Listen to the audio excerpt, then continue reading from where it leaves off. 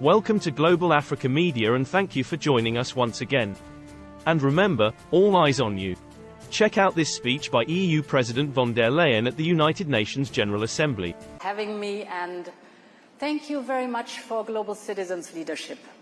Indeed, from the pandemic to fighting climate change, the climate action, and thank you very much for this opportunity to address such a diverse audience. Your leaders from politics, business, civil society, but you share the same responsibility and the sense for this responsibility and the idea that we are all global citizens. So it's very good to be here, and thank you very much for having invited me. Let me start with the basics, and that is the dramatic reality of a boiling planet. Just a month ago, I was in Greece. Greece, a country that was ravaged by the worst wildfires in Europe in living memory. And only a few weeks later, the same country was hit by 3 years' worth of rainfall in just 3 days. This is the reality of climate change. The same is happening from Libya to Slovenia, from Spain to the Philippines. So climate change is among us. Now you wonder, how can anybody still have doubts? Well, some still wonder whether climate action and economic growth can go hand in hand. And our answer is yes, and we are proving it. With the European Green Deal and our climate law, we became the first continent to make climate neutrality a legally binding target by 2050. Then we've set emission reduction goals for 2030. We've developed a roadmap. And today we are on track not only to reach those goals in 2030, but to overshoot them. So this is really good news. This roadmap to climate neutrality has fostered innovation and investment. And why that? Because business found the necessary reliability and long-term predictability. This is so important. Just stay the course. They need this reliability. Just a few days ago, for example, I was in Denmark, and I inaugurated the world's first container ship powered by green methanol. And the ship owner, Maersk, told me that when he planned this ship, it was a bad business case. But he wanted it to try out how to decarbonize his fleet. But then we launched the European Green Deal, so the direction of travel in politics was clear. And all of a sudden, what appeared to be a bad business case turned into a first-mover advantage. And we've seen innovations happening in Europe which otherwise would have been very much difficult to achieve. For example, the first green steel factory. When we started the European Green Deal, Europe had none. Today, we have 38. Europe is now attracting more investment in clean hydrogen than the United States and China combined. We have the first carbon capture and storage. So, our climate action is not only good policy, but it's also a good business case, and that is the news for the business sector. Today, more and more countries are joining the clean tech race. They want to get away from the old brown energies like gas, oil and coal. They want to protect the green lungs of the world while growing their economy. I saw this with my own eyes, and you mentioned it, Hugh, earlier this month in Nairobi at the Africa Climate Summit. I must say I was deeply inspired by the confidence and the optimism of my counterparts. President Ruto of Kenya captured the spirit when he said, and I quote, "For a very long time we have looked at this only as a problem. It is time we flip it and look at it from the other side." End of quote. And I couldn't agree more. Developing economies are a crucial part of the solution to climate change, with a huge potential for renewable and clean energy, and green hydrogen, for example, critical raw materials, incredible nature and biodiversity, and their young workforce. So they can leapfrog into a clean energy future while creating good jobs and economic opportunities, provided, and that is the crucial point, provided there is investment they need in infrastructure.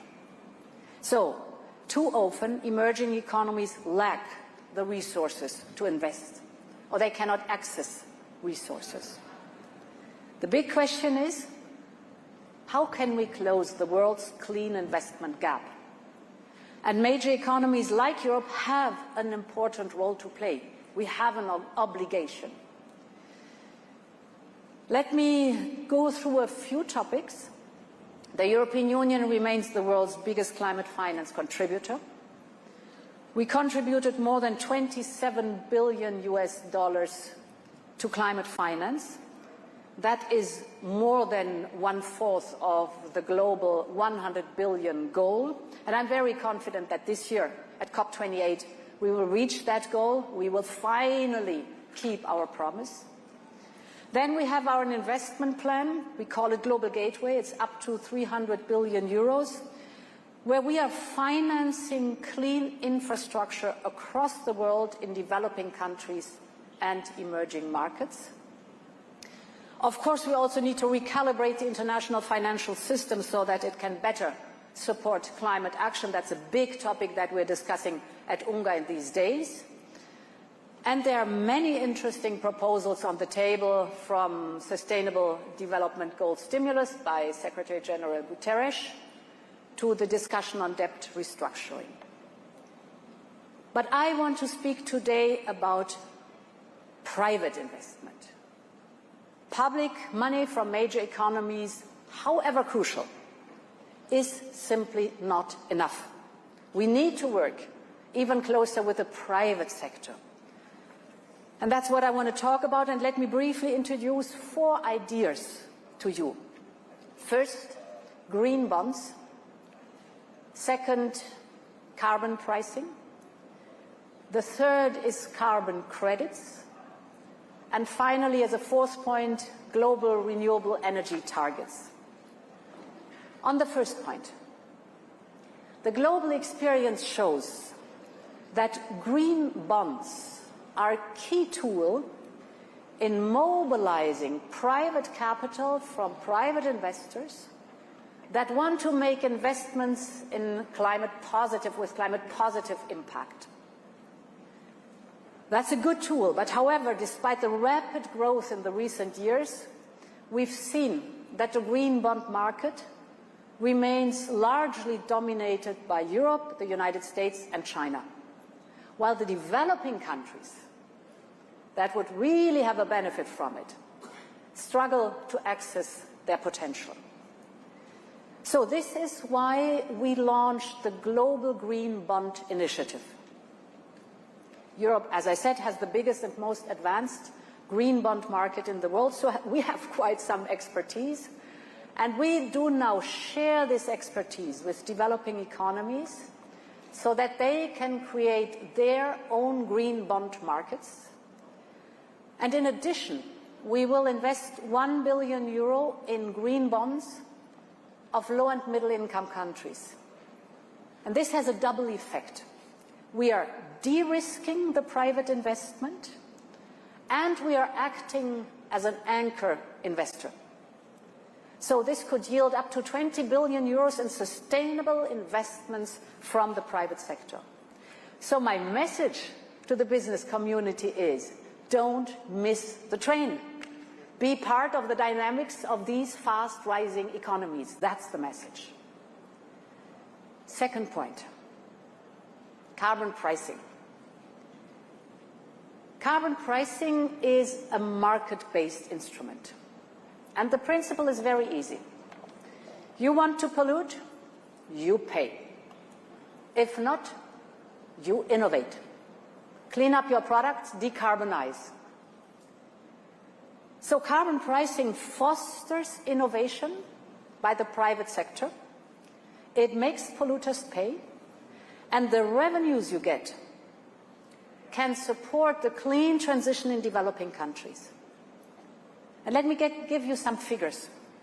We started in the European Union carbon pricing in 2005. Since then, the economy grew by 65%, but the CO2 emissions dropped by 35% in the industries that are covered by carbon pricing. So we grew the economy while cutting emissions. Now, if you look at the global scenery, globally, only 1/4 of greenhouse gas emissions are covered by carbon pricing. But this quarter brings back revenues of $95 billion. So just imagine the global impact in terms of new revenues while cutting greenhouse gas emissions if more countries would adopt this strategy, the carbon pricing. This could be a game changer for climate finance. And this is our call for action for carbon pricing that we want to launch. We have launched it in Paris, and we want to have a big push for it at COP28. My third point is trustworthy carbon credits. Carbon credits can truly make a difference to the planet. The crucial idea is governments have projects like reforestation or renewable energy or wetlands. Companies can then reward those efforts in addition to their own efforts. They can invest there.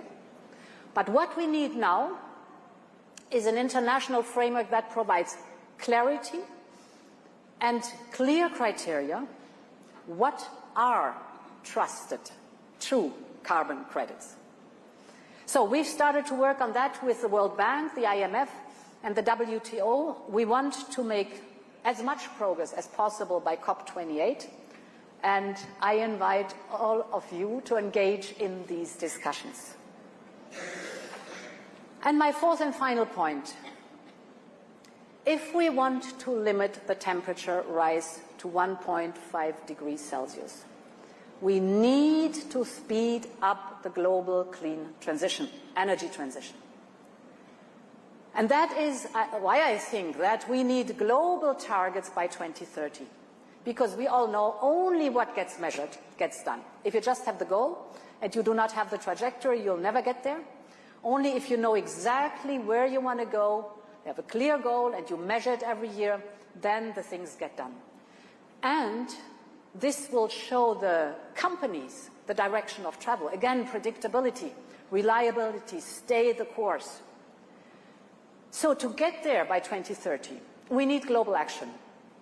And therefore, we are building a coalition with the COP28 presidency, with President Ruto of Kenya, with Prime Minister Mia Mottley of Barbados, and the International Energy Agency and IRENA. Our goal is for the world to agree at COP28 to triple renewable energy capacity and to double energy efficiency, which is energy saving. And we invite all countries to join, and we need to get this done. Excellencies, dear friends, the audacity to think globally is our only option in this climate-critical period.